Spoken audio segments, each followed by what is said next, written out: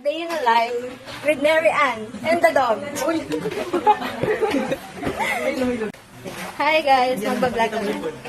Food. Ang food natin ay papel. May lugaw na may sandok. Meron dito ano? Nagtitinda. Mga Pokemon. Ay, ba't ka kulay mo? Ba't ka bumibili, Josh? Sinabi ko ba? May stories ba yan? Pero oras, share. Sinishare niya yung oras. Ay, kinapit ko na. Bakit magsisingil, Mary Ann?